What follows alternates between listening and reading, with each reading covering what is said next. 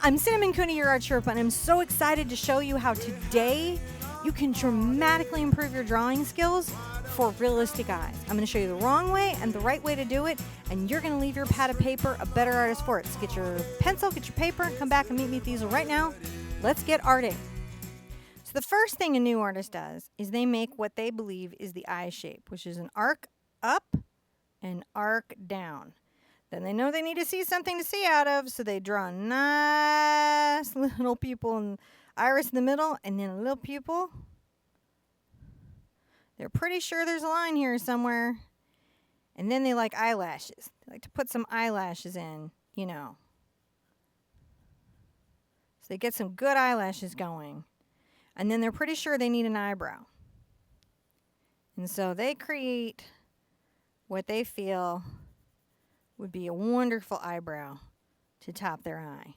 But they feel really frustrated because that's not what they're going for. Let me show you a couple things you can do over here to really turn this into something special. First, go ahead and give yourself a line. A lot of times in portrait work, you give yourself certain guiding lines just to help yourself not get lost on your paper. The next thing that you're going to do is not press as hard as you did over there. You're going to use a really light line. And you're going to draw the lid of the eye. The lid of the eye generally curves up a little bit and then softly arcs down a little bit past this little guideline. Then its tear duct comes down a little bit past the guideline. You make a curve, and that's room for the tear duct. I'm going to come from the back here and bring the back of the eye down. And it just softly arcs like this. Now, an eye really needs a tear duct. That's where a lot of our emotion is expressed, and also it keeps our eyes healthy inside our head. So try not to forget it. Notice how light all my lines are? The pupil and the iris are actually a little bit behind our lids, so it can be a good idea to put some of it behind there.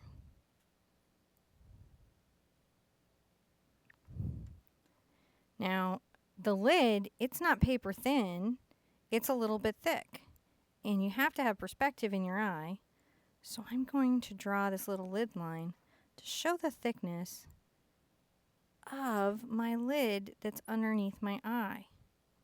See right there? It's also a nice place to put water reflections and things. I'm going to mark out a little bit of an area for reflection here in my tear duct already. I like to do a bigger pupil. So I'm going to draw a nice big pupil right here in the center of my eye. If you have trouble centering it, go ahead and make an X, little plus sign in your pupil to find where in your iris where your pupil would go. See, I kind of eyeballed it in there well, so I was doing pretty good. I'm going to erase out some of this extra stuff because I want a reflection. One of the biggest, most important things on an eye is putting in your reflection early. So now that I know where my pupil is, I've erased the top of it because I'm going to put a reflection right up here. This is one of my favorite things to do because some big stuff is going to happen in that reflection that makes this a really exciting drawing. Once I have that in, I can go ahead and darken in my pupil. Already my eye's feeling a little bit more real. The next thing I think is super important in an eye, let me get my lid back, we want it, is the shadow. This lid is also thick and it casts a shadow. So I'm going to start my shadow here. I'm going to take it down to right here. And very carefully, very lightly start to shade in my shadow. Now you might be tempted to blend with your finger, but you're not going to do that because that gets a lot of oil on your paper and makes it harder to work. It also shortens the life of your drawing. I'm going to darken this shadow right along the lid line. just a little bit. Back here, just a little darker. And a little darker above my reflection as well. Really coming along here, showing the light source. Softly, softly, softly. See how softly? Can be really hard to learn how to use a pencil softly, but that's an important skill.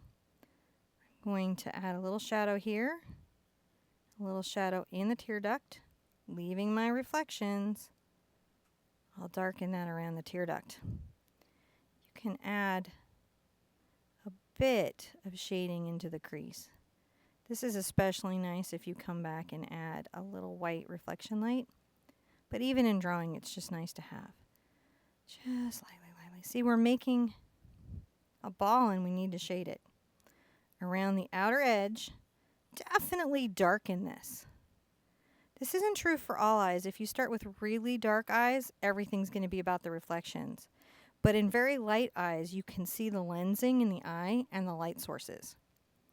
So what I'm going to do, since I have a light source coming here, I know this part of the eye right here is going to be lighter than the rest. So I'm going to color it first very, very lightly. And then as I come around the eye, I'm going to darken this area.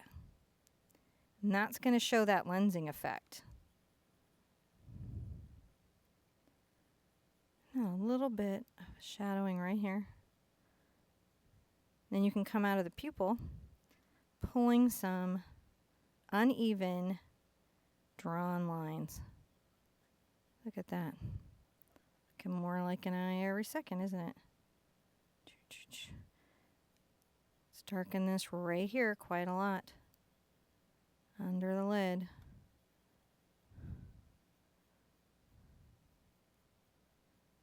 Shading, shading, shading.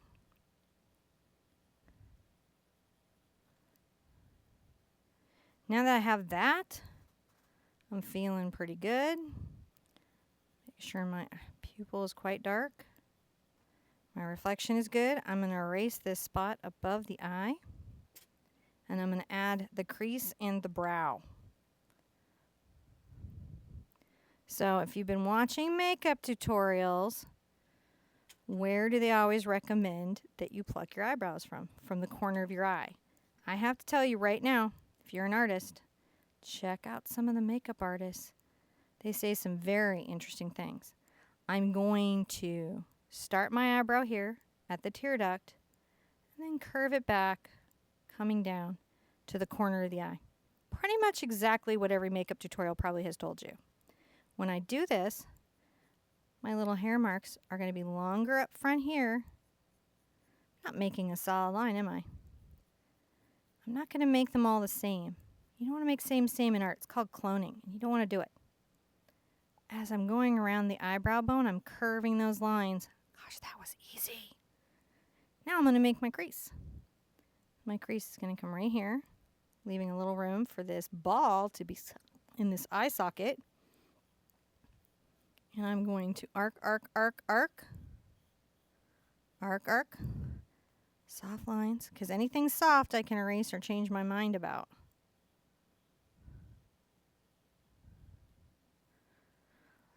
Let's darken that.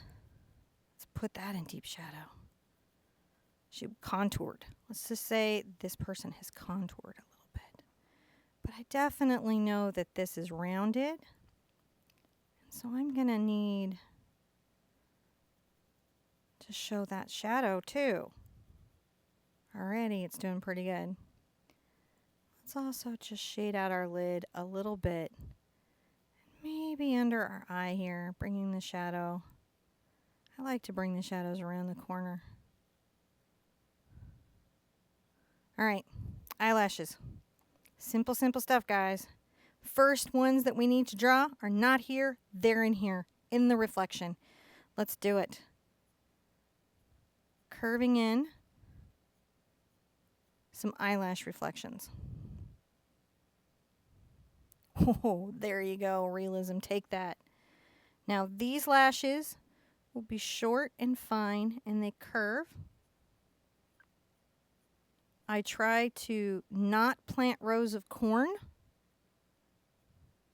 And when I get to the middle, these are my shortest, and then when they come off the apex, they start to curve out the opposite way, pressing hard on the stroke and curving back. Some strokes are shorter, some are longer. Just be thinking about it. Coming quite out here. And you know eyelashes do some weird stuff because look at your own eyelashes. What did they do last week? Some crazy thing you didn't expect.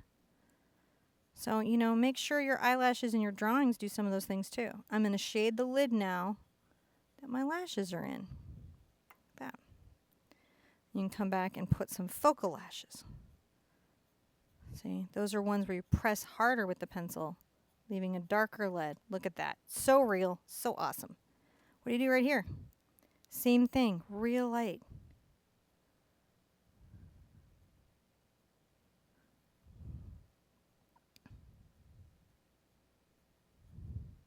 Out here, they might be a little more curved.